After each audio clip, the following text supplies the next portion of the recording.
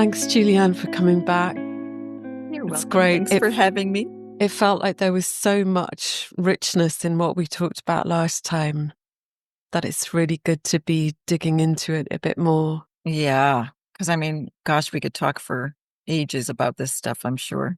Definitely. So, just to recap from last time, you have this long career in banking. You start to get ill, and for a long time, a long, long time, I have no idea actually what the diagnosis is, right? And Right. you can't work anymore, you lose your home, there are these huge changes in your life. At what point did your relationship with your illness begin to change? I mean, we talked quite a bit last time about how at the beginning it was still very much in fix it mode, this sense of like, I have to fix this. Tell me a bit about how that relationship began to change. That's a really good question. I don't know exactly when, but I think there was a point where I sort of came to some kind of acceptance. Like, this is just it. This is as good as it's going to get. I just have to live with this. I've done everything I can possibly think of to help myself. And I have a really wonderful naturopathic doctor, and she helped me a lot with, loads of supplements. And it was better than I had been in a long time. Still not, you know, as well as I wanted to be, but it's like, okay, maybe this is just it. So I feel like I came to some kind of acceptance of it. Like a real, like, that inner, like, yep, okay, this is it. And the funny thing is, that's when things changed. Yeah, that's so interesting. I can remember I felt like the point that I gave up the search for healing, that point, the giving up of the notion of healing was in itself healing, and it sounds like it's quite similar. Yes. Yeah, that it's like surrender. Really, it just felt like a surrender. Okay, if this is how I have to live the rest of my life, this is how I have to live the rest of my life. Because I've tried everything. Right. And how were you living your life at that point? I mean, what what were you accepting? I was accepting that I was going to have be very limited, that my life was going to be narrower and more limited. Like I would not be able to do all the things that I used to do, that I wanted to do. Um, I just accepted limitations. Like when I needed to rest, I would have to just do it, right? And regardless of whatever anybody else thought or judged or whatever, I just had to take care of myself. And that actually felt really good to do that. Hmm. But the funny thing really was that, like, when I got to that point, well, I've tried everything. There's nothing. That's doctors don't know what to do. Nobody has any clue. And that's when I found the thing that helped me. Something I just happened to see a post on Facebook that somebody posted about this book, about this fibromyalgia doctor. And so I looked it up and I'm like, well, I haven't tried that. Fascinating. The point, in a sense, when you give up that When you really struggle. surrender, Yeah. it's a real surrender because, Mm. people talk about it, but that the energetics of it isn't there. The energetics of it was there in this case. Because by definition, you can't surrender as an act of will, can you? I mean, you can't Right. sit there and go, right, I'm surrender. I mean, it's the opposite of that, isn't it? That Right. then in a sense it's something that we're brought to as opposed to something that we are somehow doing, Yes. right? Yes. And it was like there was so much fight. I was constantly fighting it. And then the fight just was done. I'm done fighting. The exhaustion just in the fight, right? Completely. Yeah. And what was the bodily sense of that like when you talk about the energetics of surrender? What was the feel of that? I would say it was an ease that I just hadn't felt in ages. Like, all right, this is, I just have to live with this. This is just how it's going to be. It's like when your body's so tense when you're in fight mode all the time, right? Yeah. And fight or flight and that hypervigilance and just something just relaxed. Like, all right, there's Hmm. nothing else I can do. I've tried everything. And it's like, yeah, it's like the body just relaxes. And at that point, we were talking a lot last time about your perfectionism and that whole driving, got to get it right. What in that surrender, what happened to that identity or that part of you? Yeah. I think that had been chipping away at that for a long time anyways. Um, because like what is perfection anyways? What is perfect? Right. So I had to do a lot of inner work, a lot of inquiry around that.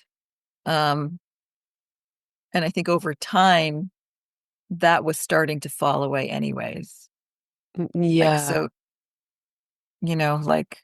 like little things like my house was always spotless and everything in its place and I couldn't go to bed at night if there was a glass in the sink. And now, yeah, you can wait till morning. And presumably the time when you were really ill, I mean, you were wiped out so much of the time that you physically couldn't have done it. You I couldn't have couldn't, kept that up. right. But it was like if things were in order, it felt like chaos in my system. Mm.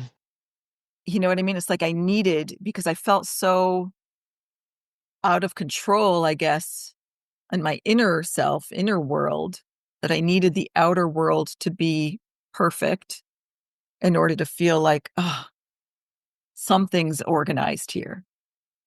Ha. So at the point of surrender, what was your, how was your inner world then? It had calmed down a lot, I think.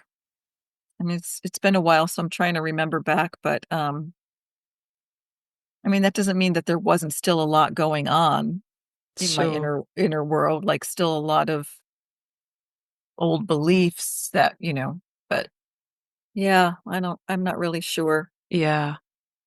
So something that you mentioned last time when we were talking was how you spent quite a bit of time unraveling what you call the victim energy.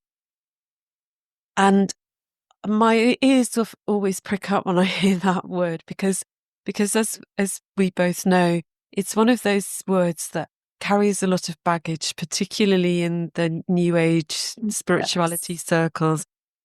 People use it in a way that I see as very blaming and shaming. And so I thought it would be really useful to dig into that a little bit, what that was for you, what your experience of that energy was, and yeah. Yeah. So there is, I mean, think there still is a lot of judgment and blaming and shaming around that. And I did that to myself, right? Like, Mm. so there was the sense of being a victim, and then there was the, but you shouldn't be, and you can't be a victim. And the shame was about proving that I wasn't, even though I Yes. deep down Right. I felt like a victim. And and you're right, we make it like it's a bad thing, right? But where does that come from? Because that didn't come just from the health stuff. That came from like a lifetime of negative beliefs about myself, right? Like the world is out to get me, you know. So there's that shame, I think has just been it's been in there for a long time. And then the health stuff was just it was a really big way of showing it. Like, I can't be sick. I've done Right. everything right. Yeah. So then the symptoms are carrying this shame load implicit Mm. in them. Yeah, I like that. The shame load. Good. Yeah. Yeah, and like you say, then there's the trying to prove that you're not. I mean, it's a it's a horrible double bind, isn't it? When you get Yes. into that where you can't actually fully experience the experience you're in because you're trying to not be in it because of the shame, Right. right? Exactly. It's just such a cycle. Yeah. And I think that the way that then we're kept out of the reality of I mean, on some level, you were absolutely a victim of this random health condition, right? I mean, that just came upon you, and you couldn't, as you said, you tried Right. everything you could to stop that. Yeah, tell me a bit more about what happened when you started to explore that whole thing that we just described. My mind just went blank. Do you want to pause it That's for a that's second? okay. Yes, of course. So we've just Julianne's just had a reboot. Your mind's back online again. So, yeah, tell me more about what you discovered with the victim energy. I think it was really like the shame really was the biggest piece of it. Um, and I think the victim, the more I explored the victim energy, it didn't bring me to the health issues. It brought me back to childhood stuff, right? That's where it started. I came from a big, loud Italian family who I adore them. I love them. And feeling like I was the fourth out of fifth, fourth out of five. So like feeling never heard, never getting what I want, um, and always feeling like there was something wrong with me. And the not good enough and the something wrong with me, that's shame. That's shame based. But I also know that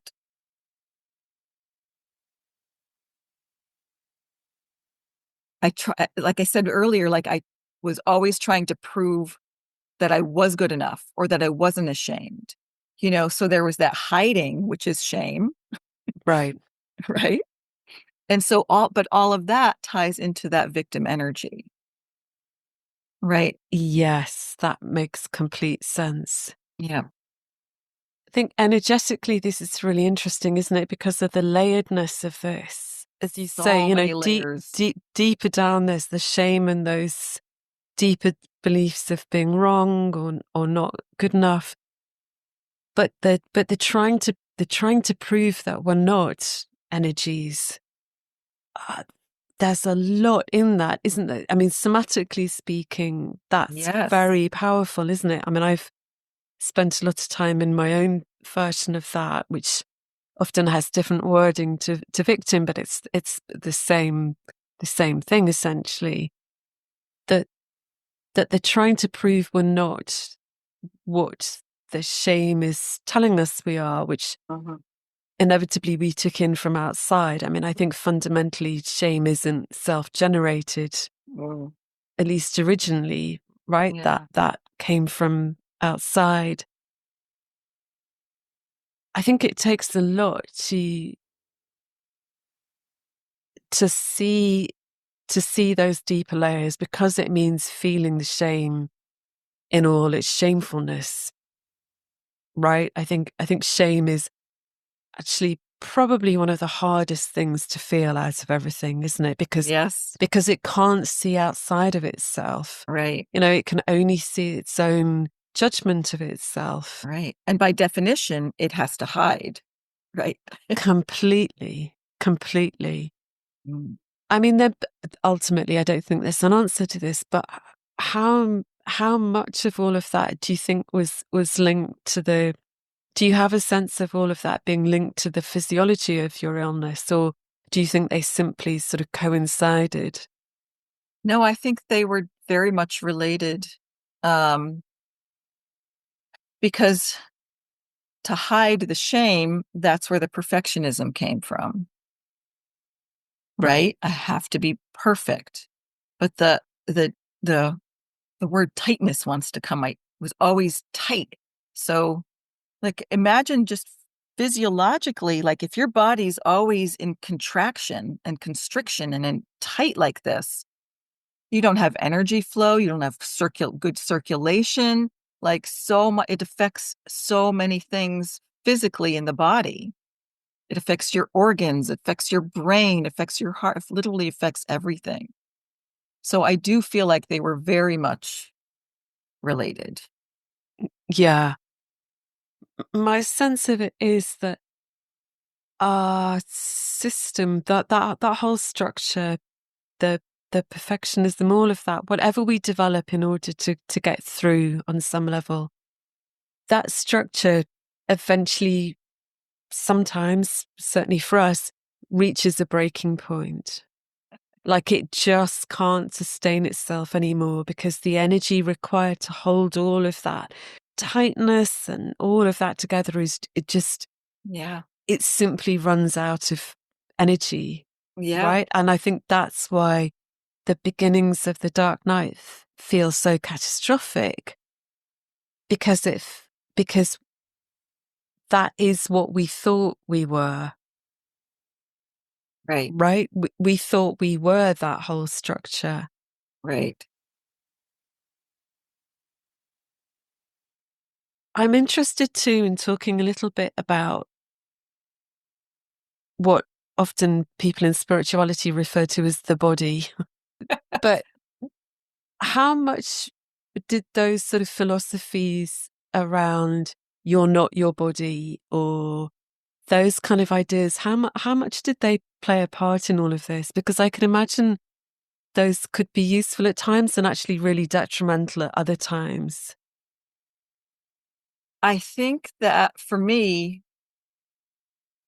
I didn't want to be in my body. It was too painful, not just physically, but the emotional, dealing with the unacknowledged shame and the not good enough and there's always something wrong with me. Like that is what made me not want to be in the body, which put me on that search for enlightenment. Because then I thought I wouldn't have to deal with whatever was going on in here. So that was my path with it. If that makes sense. Yeah, complete sense. I mean, there's almost a disdain in that, in sort of saying, well, I'm not that thing over there with Right. all its shame and all the ways that it doesn't work. Hmm. How did you find your way back to your body? How did you and your body reunite? Ooh, I think there were many things. Inquiry, of course, was a big part of it. Like actually, like giving myself permission to feel. That was a big part of it. Um, I was also raised Catholic, and the years that I went to Catholic school, it was always you're a sinner. So more shame, right? You're a sinner. You're gonna go to hell if you don't follow these laws. And um, so my ideas of, God were as a punishing, shaming God. And I remember this was I think it was must have been 2001 when the Twin Towers got, when all that happened. I went to a workshop. What's that author's name? Conversations with God. Oh, Donald. I know what you mean. We'll look it up Yes. and we'll put it in the Yeah. show notes. Yes. So I went to actually the Omega Institute. I went to a weekend workshop with him. I think I read his book first. That's why I went to the workshop. And something just like, again, relaxed in me. Like, oh my God, here is somebody who's talking about God in a way that makes sense to me. Right? Like, not as a punishing God, always judging and punishing, but as this like loving, loving being that's part of us. So it's like, okay, that I'm interested in, Hmm. right? So that was another piece of that, I think. like, oh, something else, something started to relax then. Yeah, so that was a really long time ago. And then, of course, doing all that inquiry and just giving myself permission. I remember like the first few times probably you and I worked together, it was such a relief to allow myself to feel these feelings that I was ashamed of because I'm not supposed to have feelings unless they're good ones, right? Right. And then there you were sitting in front of me, not judging me for them. Imagine that. Like there are people like you and like me, because this is what we do. Like it's okay just to give yourself permission to do that. And the more, and over the years, the more I did that, it was much easier to get back into the body and be comfortable here in the body. Yeah, absolutely. I think there's something about the way that that space, that capacity builds. And I think, what you described about having been brought up Catholic, I think the way that the culture or religion influences our relationship with our bodies is so pertinent to this, isn't it? To basically be taught that on some level your body is part of your sin, or your body itself is sinful. I mean, what a burden for your body to carry, as Right. well as your psyche. Yeah. Are there any other ways that you felt that you were either supported or gaslit by that kind of philosophy? I have an issue with the word gaslit. Oh, right. I really do. I mean, I'm not saying that doesn't happen. Clearly that happens. Right, That's right. happening in the world right now, like everywhere. Absolutely. But I think like when we talk about like our families and, we throw the word narcissist around a lot, but most of the time it's not that. Like there are truly narcissistic personality disorders that I don't get me wrong. There are absolutely those out there. But when I see it, I see somebody who is hurting and trying to protect themselves, from their pain, from their shame and their fear, and they're not good enough. Right? I did that. So was I narcissistic at those points? Maybe, but it was coming from serious pain and suffering.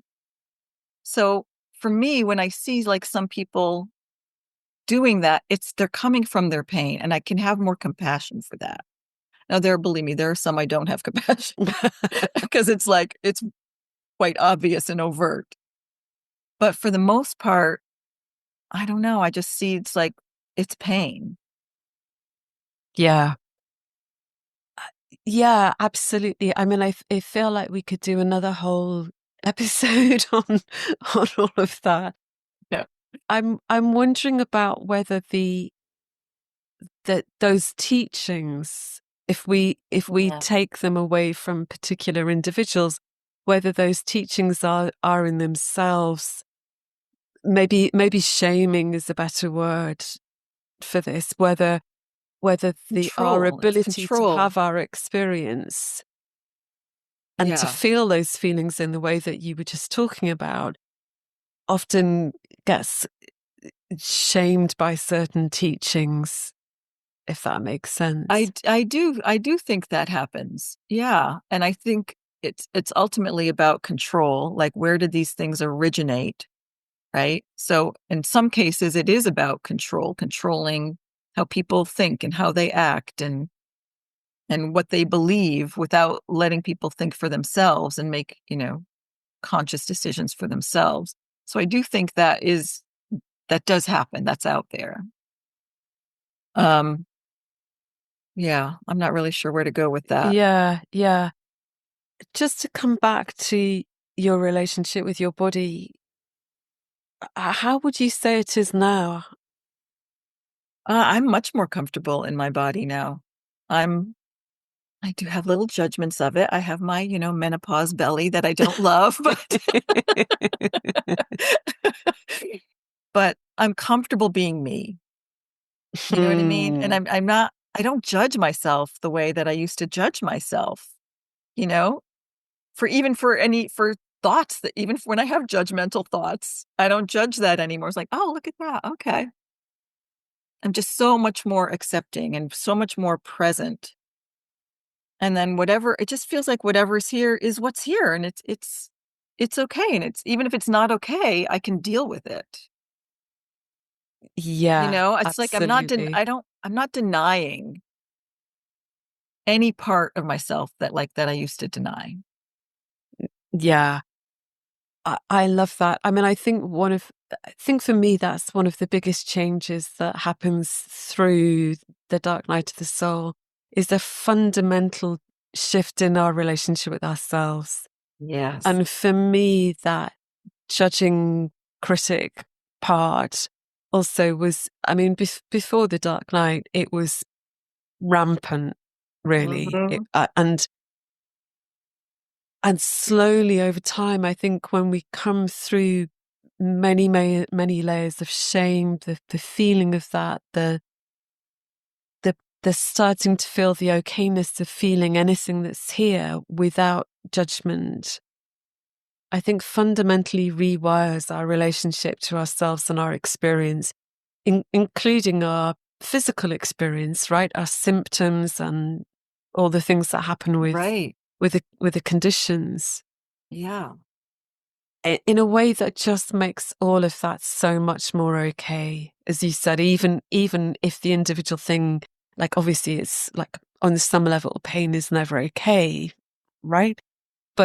But there's something about just being in that place of okayness. And the word that often comes to me is kindness. You know, that in a Yeah. sense, we've swapped the harshness of that perfectionist Right. critic Right. for a deep kindness and tenderness. Yes. The word that comes for me is curiosity. Mm, It's like, oh, something's going on here. What is that? And what is that about? So instead of running from it, I'm kind of turning toward it like, oh, hey, okay, you're here. Show me. it's really got a kind of lightness to it, hasn't it? Yeah. It's not Yeah. about a sort of like, okay, what's this? The sort of Yeah. hunting Yeah. To down, to get rid of it. right? Right. But just Right. there's an openness to that, Yeah. isn't there? Like, oh, Yeah. whatever you are, it's okay for you to be here, and let's just see. Yeah. Yeah. Let's just see. I like that. Yeah, yeah. So in our last episode, we briefly mentioned death. How much did death figure in your experience of the dark night of the soul, either in wanting to die or fearing your own death, or Oh, good question. Maybe a little of both. Like, um, in in curiosity, but not in the healthy way we were talking about earlier about like, why do we have to die? And what is death really? And like, there's just such a there's just a sadness and a grief that like death even exists, you know? yeah, And I was just reading a fiction book about archaeologists on a dig, and like for thousands of years they're finding these bones, and like these people lived in community and they're gone, like, so we're all going to be just gone someday. And that's just, it's kind of overwhelming. I feel like I do need to do more, like really looking at that and sitting with that and exploring it more. um but when I was in the throes of like really, really being sick, I knew I'm not, I would be too afraid to like actually kill myself. Like, suicide was not something I would be brave enough to be able to do. But I remember waking up many mornings just feeling so awful and thinking, oh no, I'm awake. Maybe if I just go back to sleep again, I won't wake up. I just wanted to go to sleep and never wake up. Because you don't want to live in, who wants to live in pain like that every minute of every day? the constant fatigue and the brain fog and the physical pain and the emotional pain. And the interesting thing is, I never thought of myself as depressed. I never felt like I was depressed, just that I had this stuff going on that I needed to figure out. That's really interesting. Mm. I also always knew that I wasn't depressed, Yeah, even though it might look to the outside observer that right. that was absolutely what was happening. I can remember, there were days I would cry pretty much all day. And so I don't blame other people for thinking that I was depressed, but I knew I wasn't, because it felt like there was a qualitative difference to what Mhm. I was experiencing that I couldn't really articulate. A sense of movement, or that something was happening, something bigger was happening.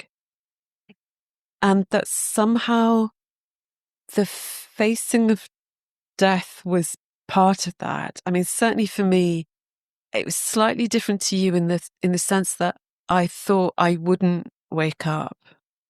I would go to sleep thinking this just isn't survivable.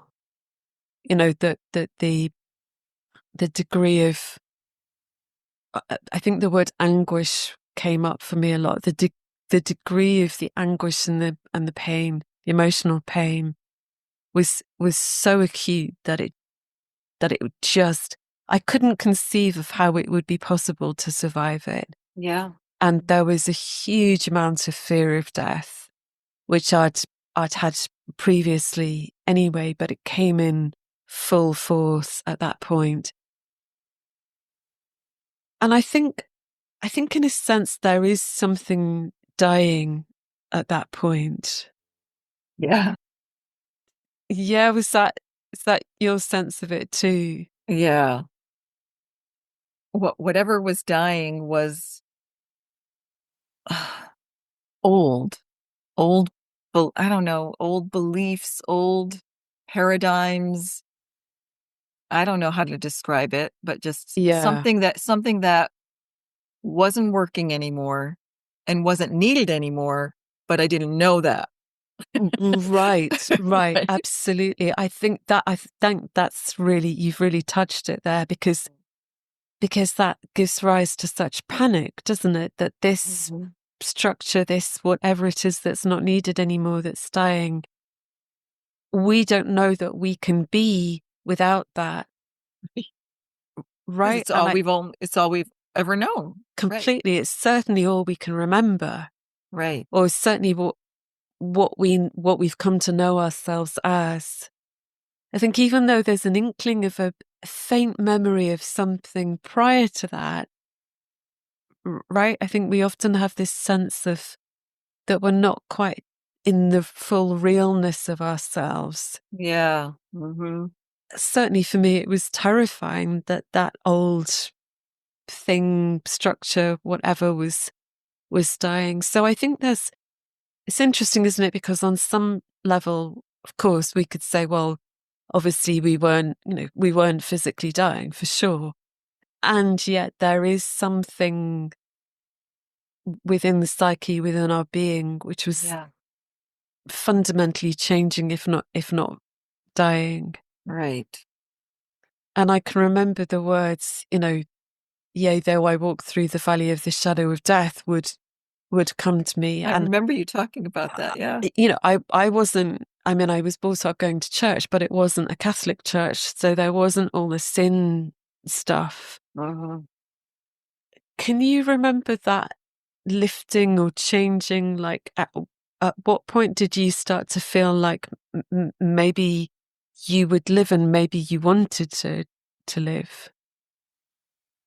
I think all along I wanted to.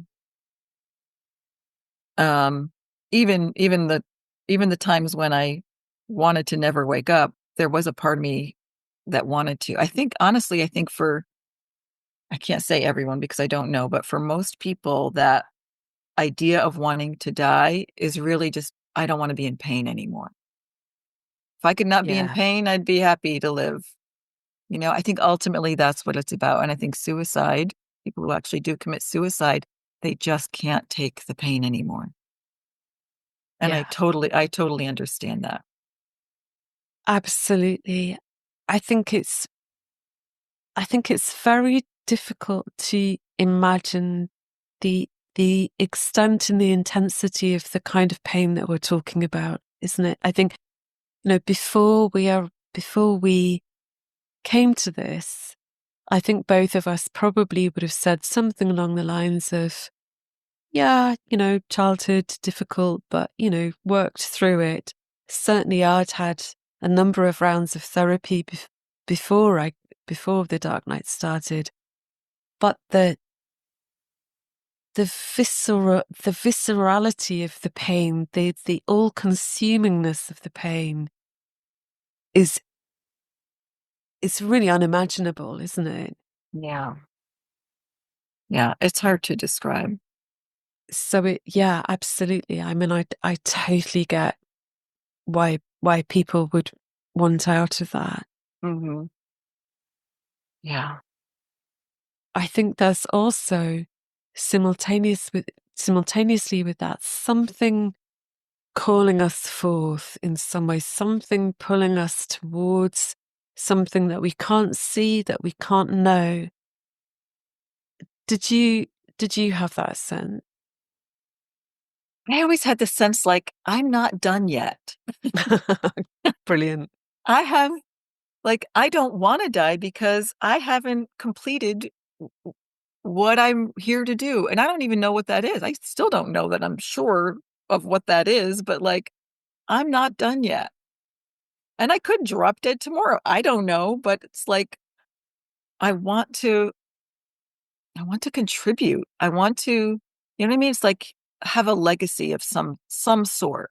And then maybe that's all related to the death and the fear of dying and not existing anymore. I don't know, but probably worth more exploring Yeah. that internally. I'm wondering as we talk about it now whether an exploration of death really is something that accompanies us throughout our lives.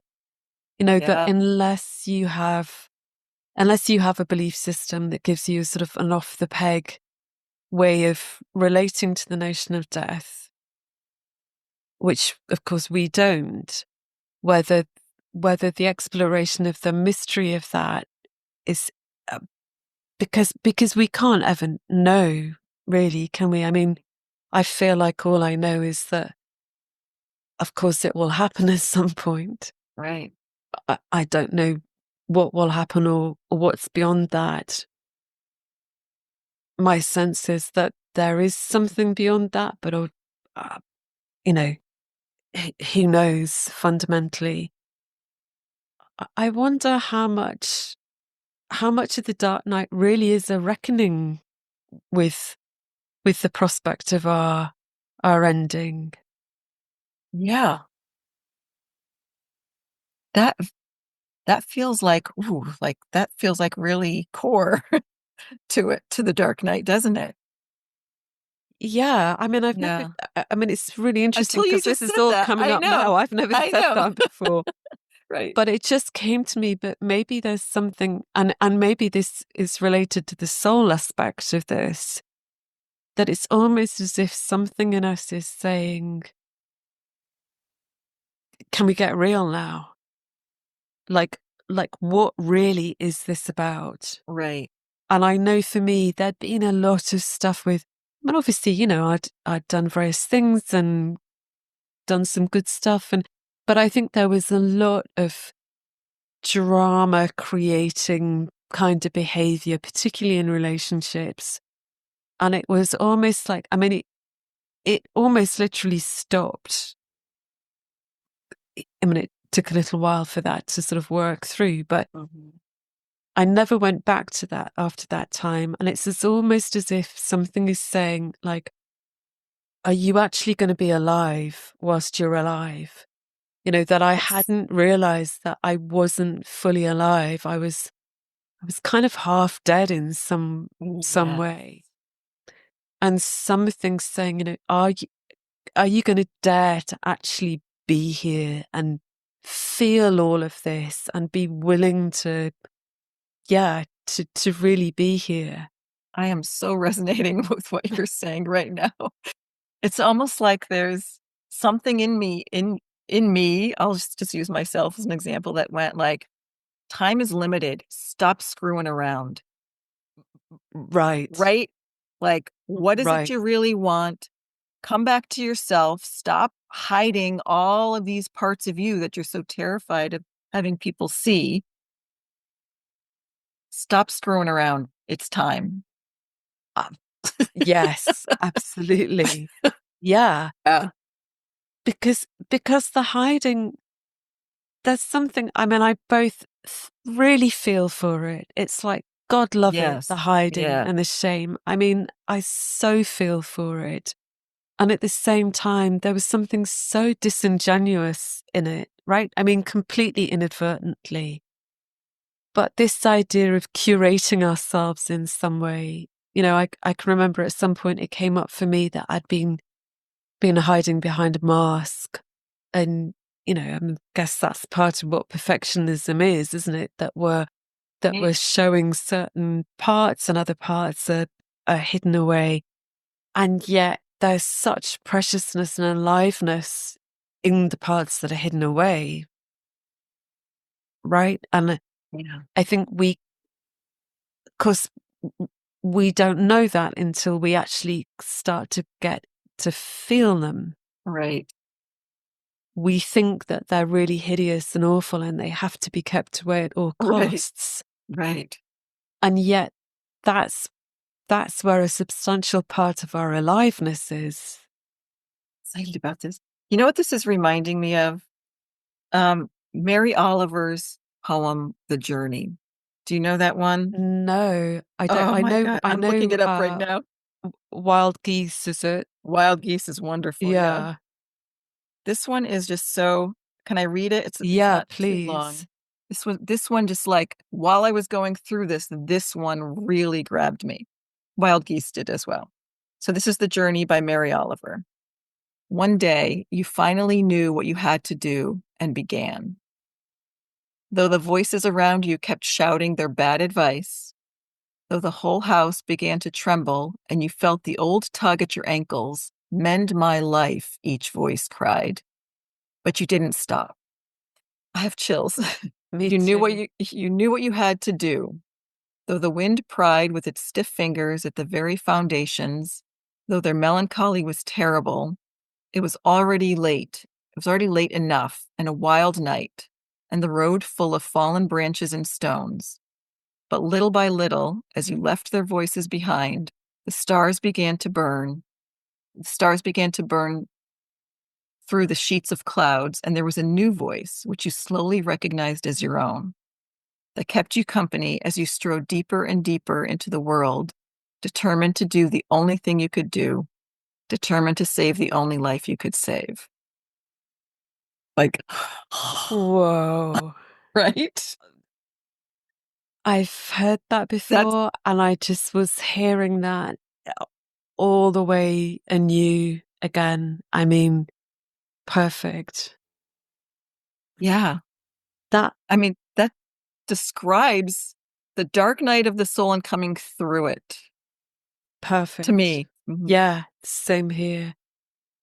That seems like a perfect place It to does. end. It does. Thank you so much. You're It's welcome. been an Thank you. absolute pleasure. It's always a pleasure. Thank you. All right. Bye. Bye.